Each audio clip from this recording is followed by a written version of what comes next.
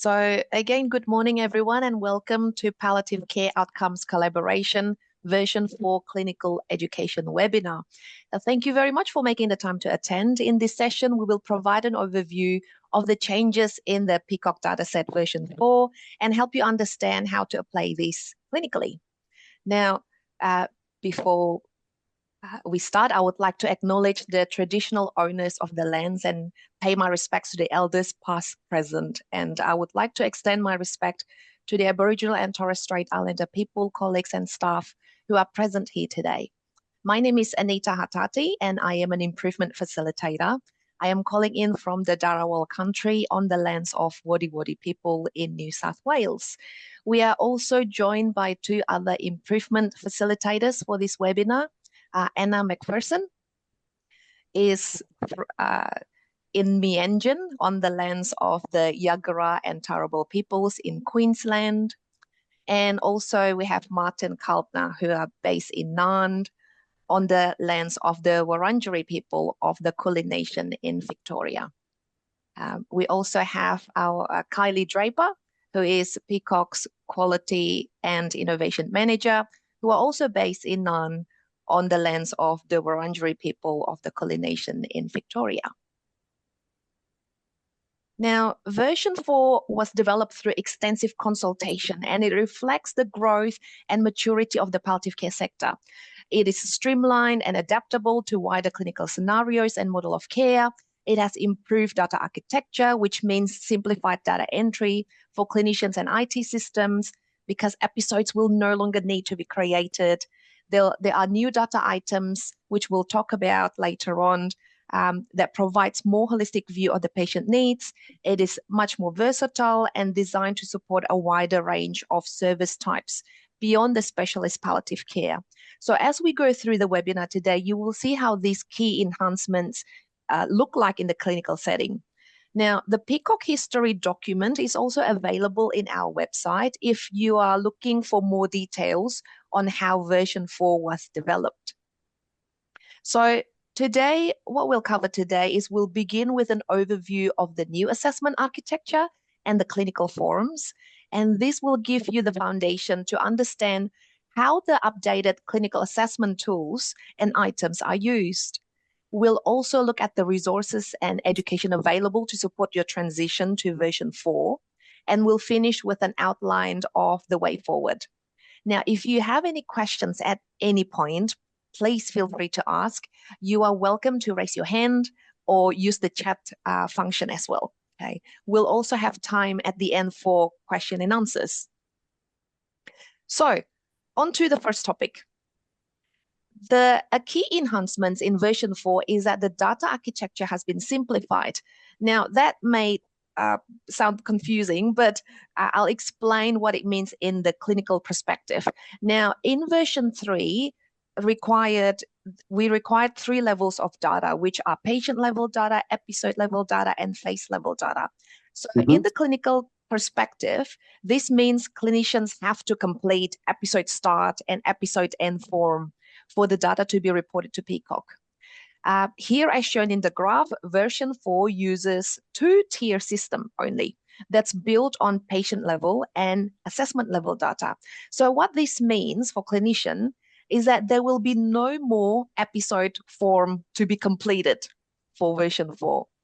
Instead, the PCOC data team will use the available data at the patient and at assessment level to infer episode information, such as when it starts and when it ends. Okay, so there's less data entry for clinicians. Now, another benefit, it's also that every assessment recorded will be reported and included in the data analysis for better insight. Okay. Instead of currently in version 3, where only assessments at phase changes are reported. Okay. Now, another benefit is that all assessments prior to death will also be able to be included in reporting. Currently in version 3, once the patient is entered as terminal phase and they end in death, we're missing that data, that assessment insight in between. But in version 4, that insight on the symptom burden prior to death will become available. This will provide rich insight about the hard work that the clinicians do to ensure the patient and families are well supported at the end of life. Now, finally, version 4 is also streamlined to capture assessments which can occur across various clinical models of care. For example, telehealth, one-off consultations, or triage-only assessments. Okay, currently, that is not available in version 3. Now, so allow me to explain what this looks like as a clinician providing care to the person. You will have options to 3 assessment types, and we'll have snippets of the form to show you soon. These are designed to capture different information at different time points. So firstly, we have the comprehensive assessment, which is completed either at the first time when the service attends to a person as an initial assessment to record a set of patient details. We'll have the detailed slide on the next one. Or also when any of these items require updating due to a change in circumstances. For example, maybe a carer becomes unavailable. Okay. Now, comprehensive assessment is then followed by the use of ongoing assessment, which includes 6 PCOC clinical assessment tools and it's also to be completed routinely. Now, thirdly, there is a separation assessment, which is completed when the patient either dies or discharged. So this diagram highlights various assessments that may be recorded for a patient and how they fit within an episode of care. So the colored is coding for different types of assessments there. Let's say this horizontal line represents timeline. This is a patient when they come and start receiving your care. This is the point where the patient stopped receiving your service care. And this illustrates what kind of assessment form is to be completed at the very beginning, comprehensive assessments, which is followed by ongoing assessments. And then separation assessment is completed at the end of episode. Okay. Now, we'll have a look at the paper versions of the form, of the new assessment forms. If your PCOC tools are embedded in your software or electronic record, this would look slightly different, but the options would be very similar. Now, also in these screenshots, we have used the version specific to community settings. There are actually different sets of the paper assessment forms. For example, there's different one for inpatient consult and inpatient palliative care unit. And the reason is to ensure the form only shows the options that is most relevant to you. Okay. Now, the intent of the comprehensive assessment is to collect information on the patient and the admission. So, and we have highlighted in yellow some changes in the version 4 dataset. In terms of the principal life-limiting diagnosis, PCOC has added liver cancer. And there is only now just one option for dementia, rather than previously having Alzheimer's dementia and other dementia. Another change is on the patient's usual accommodation. There are 2 new groups. There are 2 new options added, which are group home and correctional facility. Okay. So after this is completed, as you can see the hint there, please proceed to the clinical assessment, which you can see on the ongoing assessment section. Now, is there any questions so far before I pass to Anna to go through the clinical assessment items?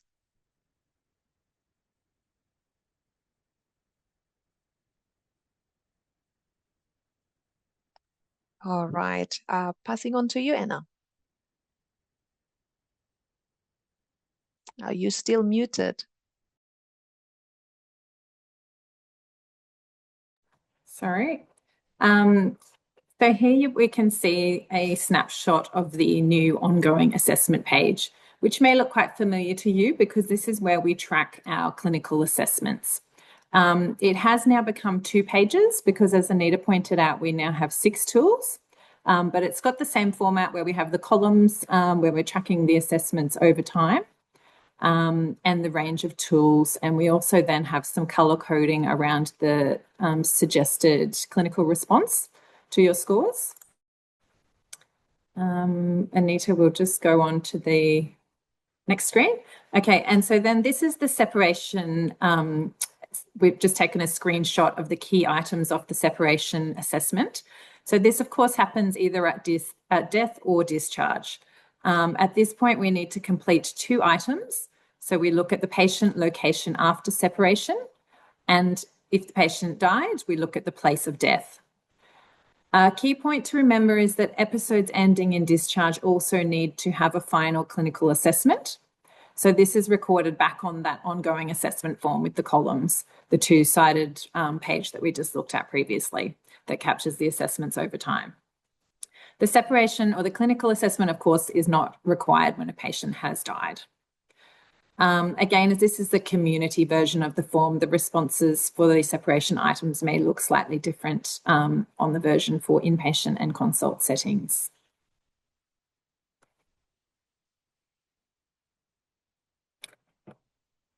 I might just stop and check in at that point if there are any questions about those new forms or the changes in the architecture before we move on to the new assessment tools.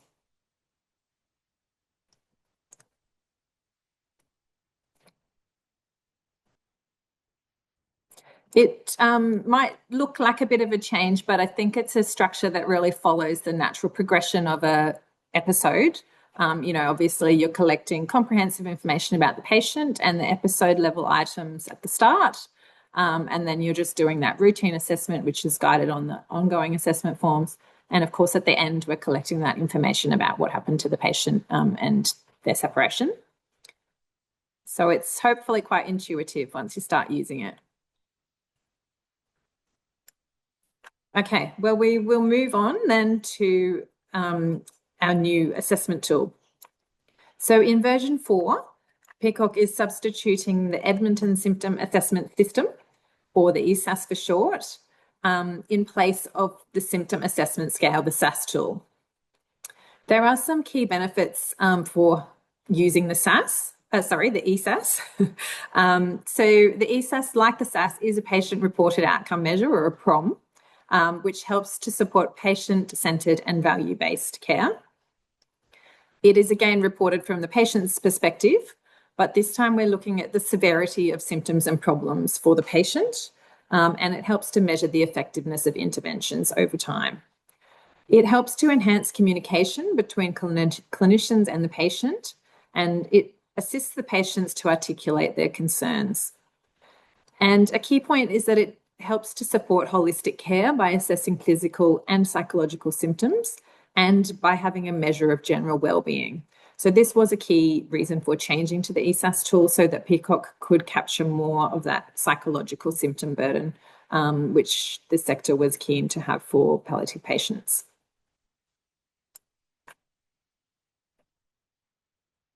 So on this slide, we can see that ESAS covers the most common physical symptoms: pain, tiredness, drowsiness, nausea, appetite, shortness of breath, constipation, and sleep.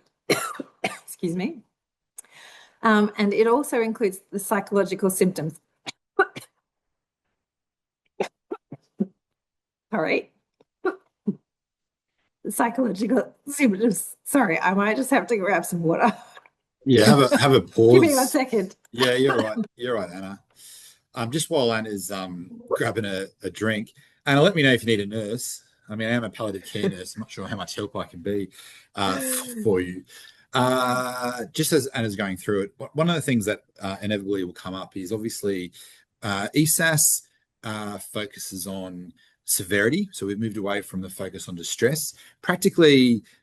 Actually, you'll find there's not maybe as big a difference as maybe you suspected.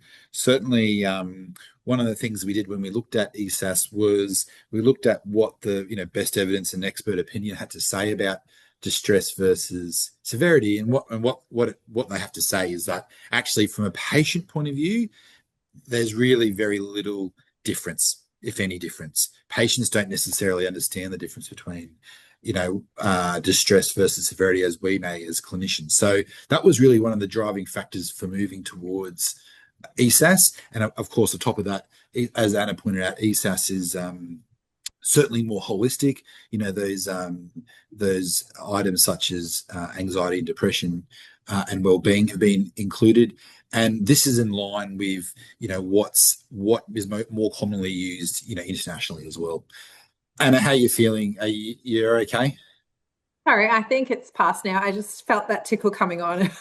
No problem. No problem. I'll pause. I'll take it away. Yeah, go ahead. Sorry. So I was saying, so that a key part of the ESAS is that it's got those psychological symptoms. So we've got anxiety and depression and that general measure of overall well-being, which is looking at both the psychological and physical symptoms. It does also allow other symptoms to be added and tracked over time. And we have specifically added into that other symptom item some key symptoms, including dry or sore mouth, itch, and swallowing difficulties. And of course, you can record other symptoms that are problematic for the patient. On the slide here, we've got a table with some further descriptions for some of the symptoms that may need further explaining to patients. For example, drowsiness and tiredness are two different symptoms. So for drowsiness, it's being defined as an inability to keep one's eyes open, whereas tiredness is relating to a lack of energy or that feeling of fatigue or exhaustion. On the next slide.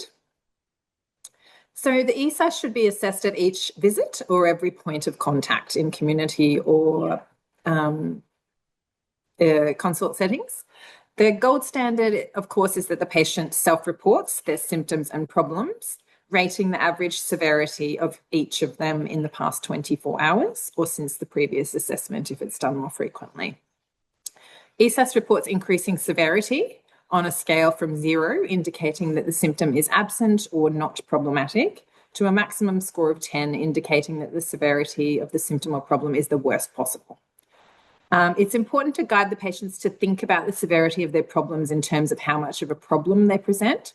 So, for example, if lack of appetite is not causing them problems or distress, then it should not be rated highly.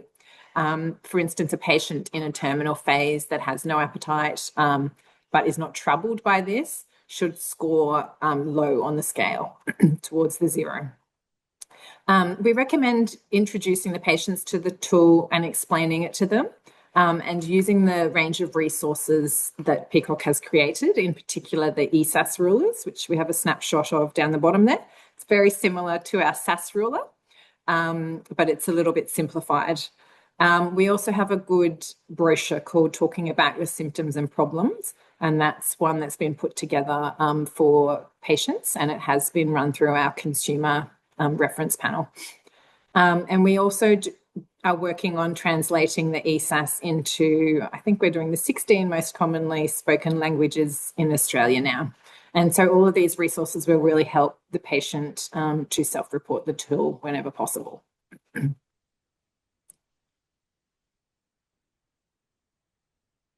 Now, this slide is to highlight an aspect of the ESAS tool that is slightly different for these domains. So the lowest score for appetite, sleep, and well-being, the score of 0, describes a slightly different concept. So for all of the other symptoms, the score of 0 means that the symptom is absent. For example, if pain is scored as a 0, this means the patient does not have pain. However, for sleep, appetite, and well-being, the score of 0 reflects the best possible state, not merely the absence of a problem. So, for example, a score of 0 for appetite, sleep, or well-being means that the patient actually has the best appetite, sleep, or well-being, or that those symptoms are not considered to be a problem or in the negative state for well-being. The scale then works in the same way as with the other symptoms where increasing scores indicate increasing severity. And for all items, the score of 10 still represents the worst possible state. So a score of 10 for appetite means no appetite at all. However, the key is to use the tool to inform your clinical interventions. So if the patient, as I said before, has no appetite, but it's not concerning to them, then it shouldn't be rated at the severe end of the scale. So it's about then coaching the patient to subjectively score the lack of appetite according to how much of a problem it's causing. So, for example, if they don't want to eat and they're not distressed by that, you'd record it as a low score. But there could be an instance where that lack of appetite is really causing the patient to lose weight, and they're becoming fatigued and can't do things that they want. So that might be rated, in their opinion, as highly problematic, and maybe a score of 8 or something like that. Oh, I just saw we've got some questions in the chat, so maybe we'll have a look. Oh, 19 languages it's being translated into. It keeps going up every time I hear, so yeah, I'm on the chat, Anna, so I'm keeping an eye on it. All right, let me know if I need to stop. So then we'll move. Oh, sorry. Oh, yeah. I was just going to say, just to jump in, I think you'll find that ESAS and SAS practically will work very similar. I really don't want anyone to get too worried about that there's a difference. Like I was saying, from a patient's perspective, there isn't really any difference. And like Anna was highlighting, just like, I suppose just like SAS, when we talked about 0 is the best possible outcome and 10 is the worst, no change from an ESAS point of view. So we're giving there's more options available. We have formalized an other category, which I think we've covered already. We'll cover at some point, but certainly there's some specific other options you can select from, some common other categories that we found in free text from version 3. So very, very similar. ESAS practically, from my perspective, is very, very similar. And would you be using in essentially the same way? The difference being, instead of formally asking to rate your distress or worry or bother, we would say how much of a problem is your X, Y, and Z. And I actually really like the term problem, because if you read between the lines, it could be, it can be applied in different ways, I suppose. It's, so very, very, very similar. And we're very happy to talk more about ESAS, as we go on through this session today. Yeah, sorry, thanks. I see that we have a question there about reporting for patients who can't self-report. So proxy rating is an option. And the best proxy is considered to be a family member or carer that knows the patient well. Again, they're trying to report sort of from the patient's perspective, but you can also do a clinician proxy rating. And you also asked about non-verbal patients. So those rulers can be quite helpful because they do have faces. It's a number line, so they can also point. But we would also encourage, to use other allied health, such as, speech or OT, to help assist for those sorts of patients too. And if I may add as well, at the moment, we're working on translating and cultural adaptation of the ESAS patient-facing form. The plan after that is to also work on the Auslan translation, and also creating similar tool for people with disability or communication difficulty, but that's still work in progress. Sounds fantastic. Thank you so much for answering. Thanks. And we did have a question also about triage assessments. Yeah. Martin, do you want to answer that one? Oh, yeah. Unless Nita, I think it shows up on one of the slides. So if we flick back, we might be able to. We definitely. This one, yeah. So in short, that you don't need to identify in any particular way. You just do the, first time you see the person, do a comprehensive assessment. And if you don't see the person will be any further, we'll be able to see once we receive the data.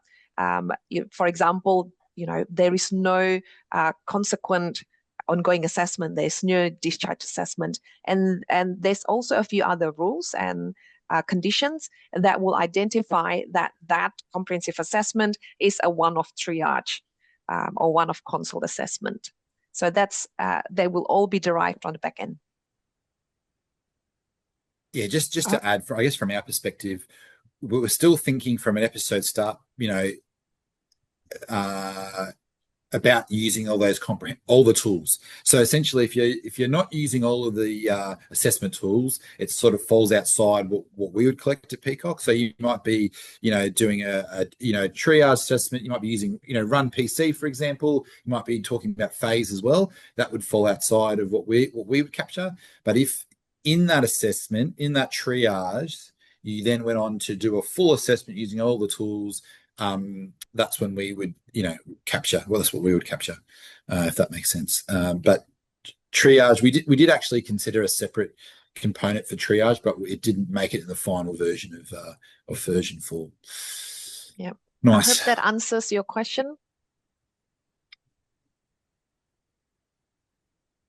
So I'm just going to go back in there. And Anita, you might be best to answer that one. So it's about why is the order of symptoms on the ESAS in the way it is? And somebody asked if it would be possible to group the best equals 0 symptoms at the end to ease confusion. Definitely. So, sorry, I'm just scrolling back and forth because I was looking for the form. I'm looking for this form. So this is sorted in such order to highlight the physical symptoms at the top and then the non-physical symptoms following that, and followed by other. But if you are not using the paper form, if you are using, if PCOC tools is embedded in your IT system, you're more than welcome to sort in a way that makes more sense to your team. As long as on the extraction it follows the extraction requirements, that's perfectly fine for you to adapt. Yeah, originally ESAS has been around for a very long time, and there's been lots of different versions of ESAS. And one of the major version updates, if you will, was called ESAS Revise or ESAS-R. And one of the things they did to revise it was that they reorganized their symptoms in the order you see now. So physical symptoms first, and there were the psychological symptoms, and there was the well-being question. So the idea was a more sort of succinct flow. But like Anita said, we're not wed to that. So if you find there's something, if that's for your service, you make a decision to do it a different way, as long as the extract can have it in the way we need it to be, you can have it any way you like, in your own electronic version. I should go on to say that we ESAS, the version we also ultimately landed with for PCOC, we actually call it ESAS-PCOC. And the reason we've named it our own version is because we took the best things that came out of ESAS-R and the best things that came out of the other versions of ESAS and put them together. And that's how we ended up with ESAS-PCOC. So certainly the revised order, certainly we provide a bit more clarification on, the actual each item. So there's no confusion, reverse scoring, for example, when we talk about appetite problems and things like that. And the other thing that we were particularly interested, just like SAS, focusing on that 24-hour period. So that, how is your problem severity in the last 24 hours for a symptom? So put all those things together, and that ends up with the product we are launching. Version 4. Martin, can I just jump in and say something? Please. Thank you for the question about the order. The order is purposeful, like Martin said.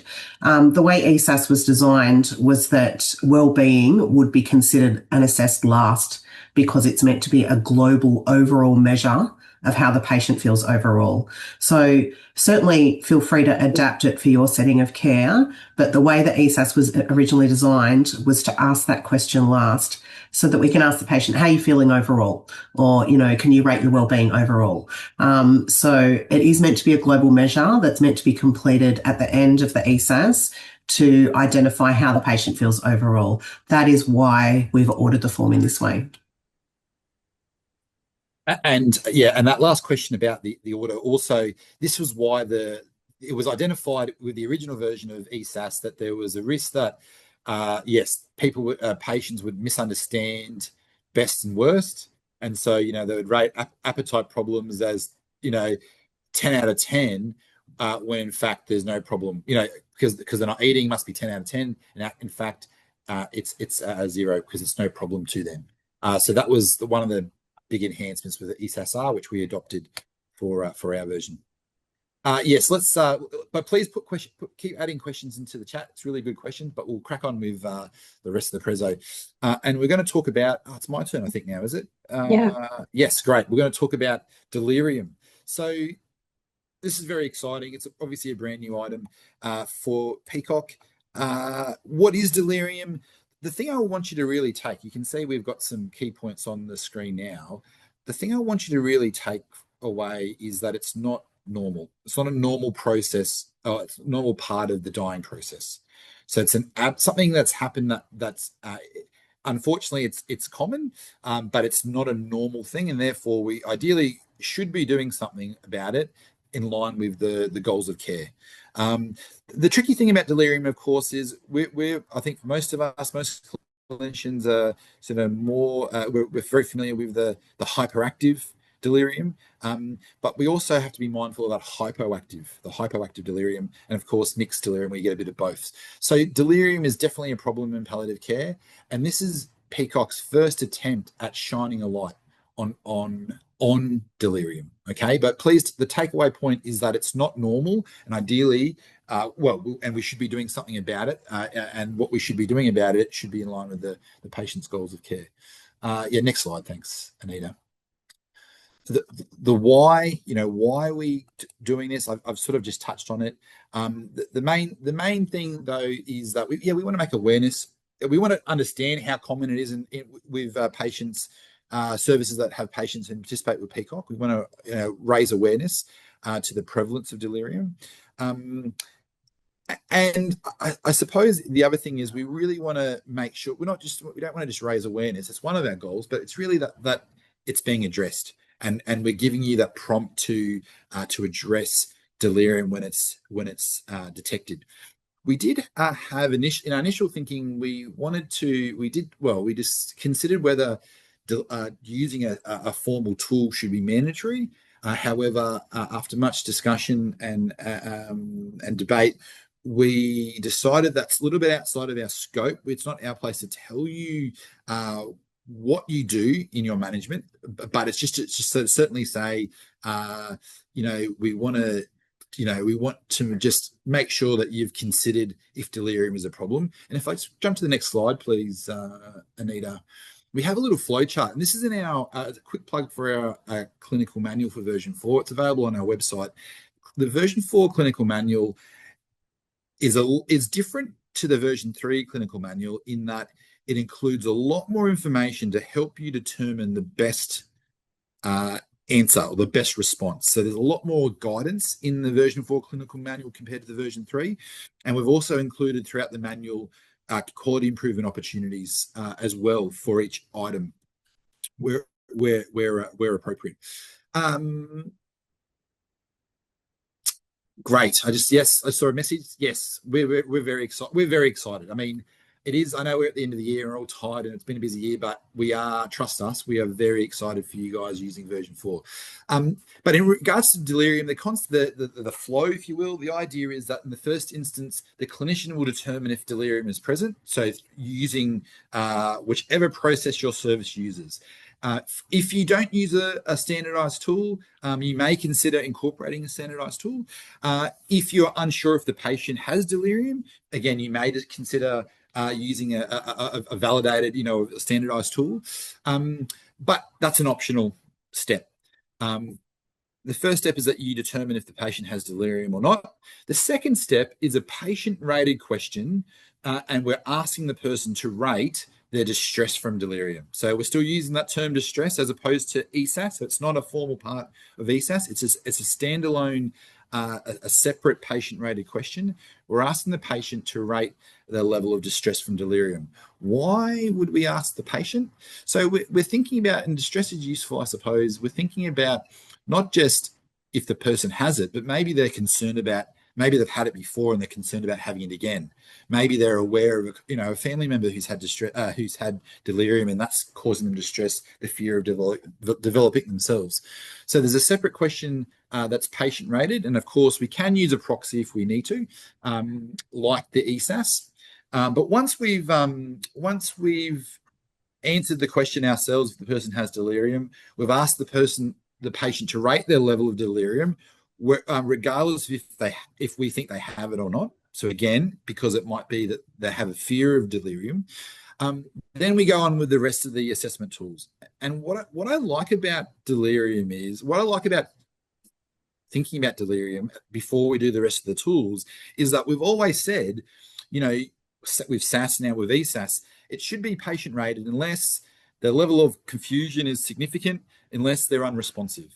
We're helping you with this this question of level of confusion. So the level of often the reason is because of delirium. So we're sort of helping you think about, maybe they can't complete ESAS, maybe I have to do it or use a proxy because they have a significant impairment due to their delirium and their answers are nonsensical. So it's really giving clinicians that trigger, that cue. Yes, actually, because of their level of delirium, we might have to consider a proxy for the rest of the tools. So it's a really useful step. No questions I think so far. If you do have any questions, please let us know. That'd be awesome. But otherwise, next slide. Thanks, Anita. And we'll have questions at the end as well.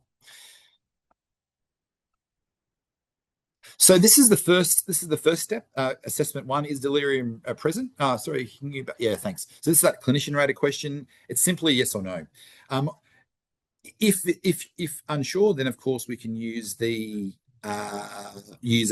tool, a validated tool. Certainly, there are lots of tools.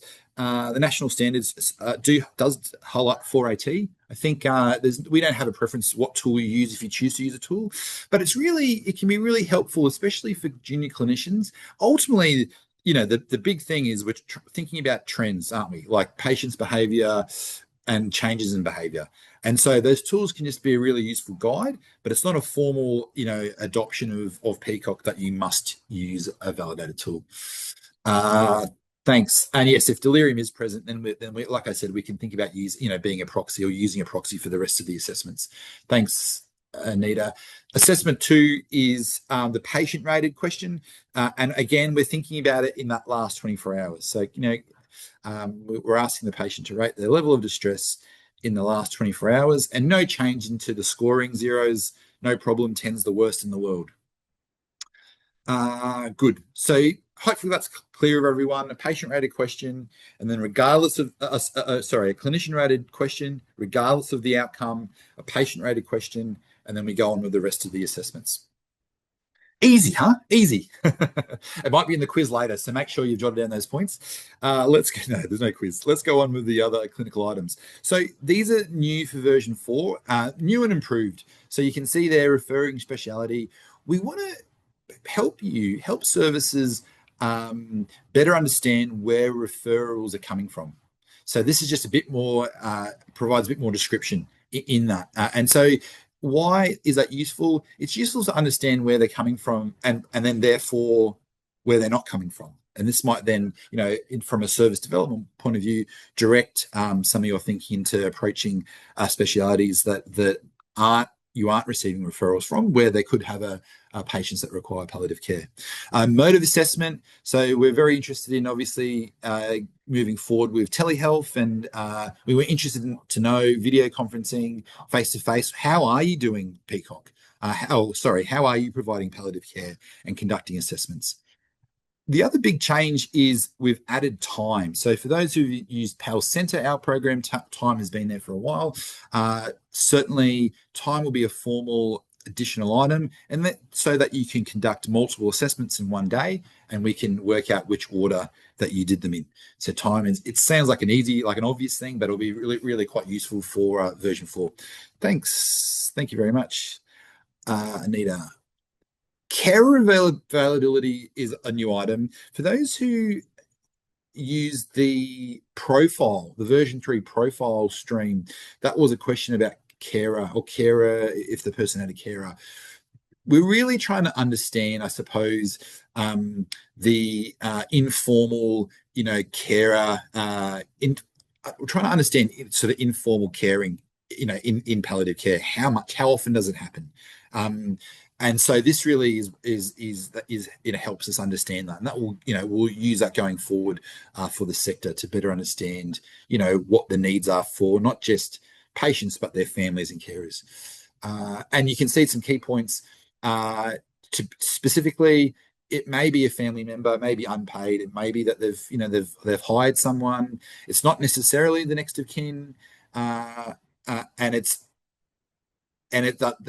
the last point, available to provide care, support, and assistance to the patient if required. So we're just really trying to, it's fairly broad, but we're just trying to better understand that space. And we do it once off in the comprehensive assessment.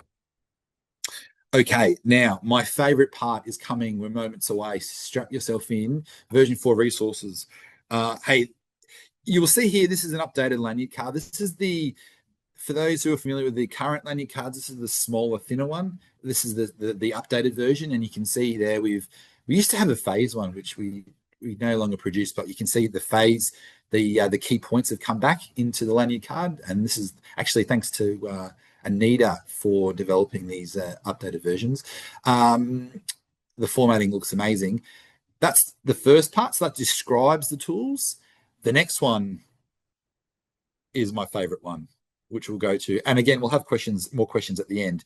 So this is the new look assessment and response lanyard card. It does look, very similar to the current one, except there is one major difference. You will note one of the changes is around the guide to clinical response for the mild problem severity. You'll note that we've separated, and we've always known there's two types of patients in this group. We've now formally separated, and what we're sort of, the separation, I suppose, is for patients with persistent mild symptoms, and then patients without persistent scores. So you might have a mild score, it might be 0 or 1, or it could be 2 or 3 for that matter. It's once off, it's no longer a problem. Sure, no change. Continue to anticipate their needs and monitor. But for those patients with that persistent score, of maybe 2 or 3, so it's still a mild score, what we're saying now is consider essentially modifying the care plan, or in other words, making a change. And if you do make a change when those scores are still in the mild category, then you would be likely to end up in the deteriorating phase. Interestingly, about 80% of the outcomes we measure are in that anticipatory outcomes. So overwhelmingly across the country, we're talking about mild scores at phase start. And we haven't, until this new protocol, provided any guidance as to how to keep those low problems low. For some people, they're low because there are no problems. But for other people, if we can't keep them low, then they become bigger problems and they become responsive outcomes. So this is our first attempt at providing some guidance into how we keep low problems low. So before they escalate to moderate, before they become 4 out of 10, if you will. So I'm really, really excited about this change. I should also point out that this is the new version of the assessment and response protocol will be launching early 2026. It'll expand on this. It'll also have some more guidance around problem severity, by symptoms. So currently we have some a guidance regarding family carer. I've included pain, other symptoms, and psychological, spiritual as well. And there's also some slight changes, improvements to things like Karnofsky, as well as an inclusion of Lansky play performance scale as an alternative to Karnofsky for young pediatric and young adults. And there's something else that I can't remember, but it will be, hopefully you'll find it a much more useful tool as we evolve at PCOC and go forward.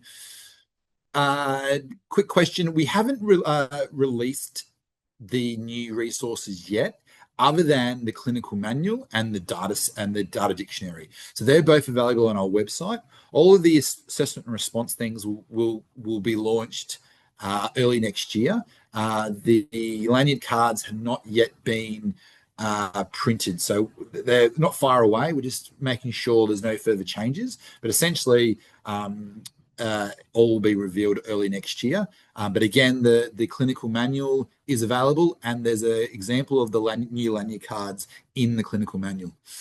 Oh, perfect. Yeah. Okay. Next slide. Thank you. Oh, under development. Sorry. Yes. Okay. So great. Sorry, 1 second. My screen just froze. Okay, and that's a good segue into what we were just talking about. So there's still documents being updated. We're still in the process of working through the webinars. So there'll be new content for 2026 in line with version 4. There will be a change to the essentials. So that's the online self-directed package that will be updated to in line with version 4 as well, and all the other things to follow. So new benchmarking, new reports, and as you can see on the screen, there's also a frequently asked question document that's been generated. I would say for those services, because we are mindful that the main limiting factor for services using version 4 will be IT, and we anticipate this process for everyone in the country using version 4 will take a few years, 2 to 3 years. More like 3 or maybe even longer. So those services that are using version 3 can continue to use version 3. They may consider to use the new concepts, especially the anticipatory response concepts from version 4 and version 3. They're totally compatible. And for those services using version 3, you'll still receive version 3 reports. So we don't just cut you off because you haven't upgraded. You'll still be receiving reports in the interim. Moving forward, please reach out to your IFs and our data team, if we can support you, if you'd like to know more information. There is an implementation checklist, a plan that's been developed, and you can see on the screen, that's a snippet from it. So that's available to you, or will be available to you. Anita, I'm not sure if that's actually been released. It is been released. Good, great. So lots of things to help you navigate the change to version 4, and there'll be more to come in terms of bespoke support as you are ready to come online. Question for thanks, Martin. I'm curious if we can have one area of version 3 and another area in version 4. Yes. Let me just read that question again. Sorry, it just disappeared. I'm just going to bring it up on my side. Thanks, Martin. It's just because we've got inpatient sits on a different EMR to our community. Our inpatient EMR, we don't have a whole lot of ability to adjust, but our community one we do. Like we could transition to version 4 tomorrow. Yeah. I'm just wondering whether that's... don't do it. Yeah. don't. We're not ready for you. Don't do it. Just, no. I'm put their hand up and said we're ready to go. And we're like, we're not. But no problem. So you definitely could. You definitely could transition one team to version 4, and the other team would stay on version 3 until they're ready. That's no problem at all. Look, there's a lot of work going on. Definitely to get this done, and we anticipate it will take some time to achieve every service using version 4. Please understand, version 3 has been online since I think it's 2012. And we started, I think it's 2012, and we started conversations around version 4, would you believe, in 2017. So this is a long-term goal. And part of the challenge is that we've got so many services and so many IT vendors across the country. So that's really made it hard to, it's just added some challenges to get this done. But I think, Anita, should we open up to questions from the audience? Yeah, please, ladies and gents, if you have any questions, pop it in the chat or raise your hand and ask away, fire away.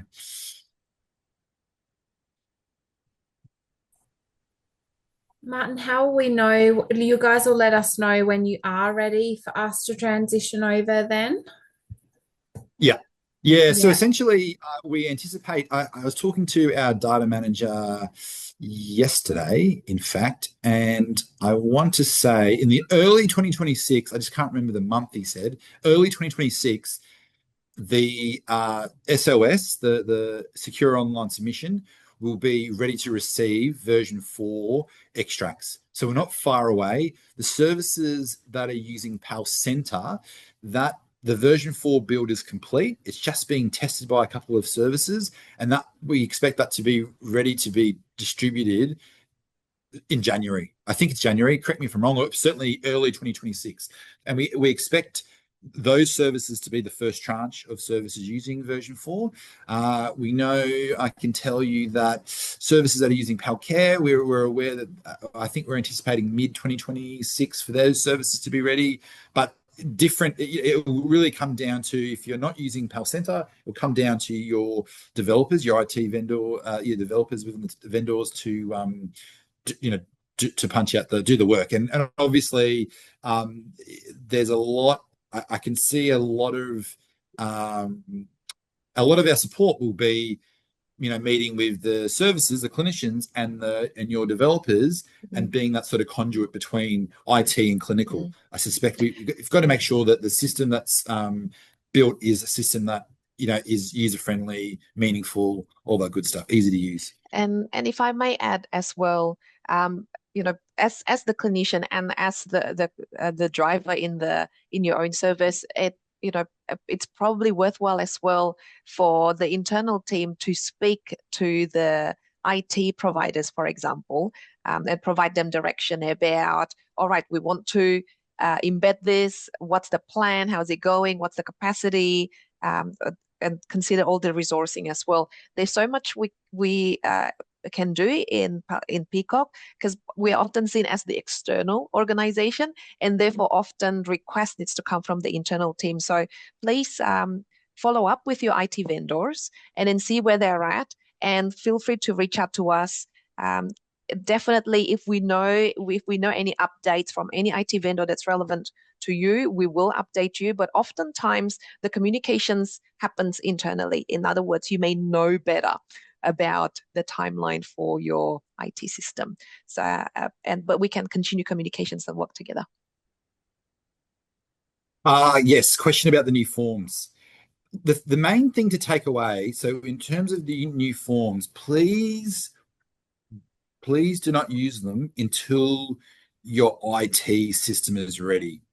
Unfortunately, the new forms are not compatible with the version 3 data set.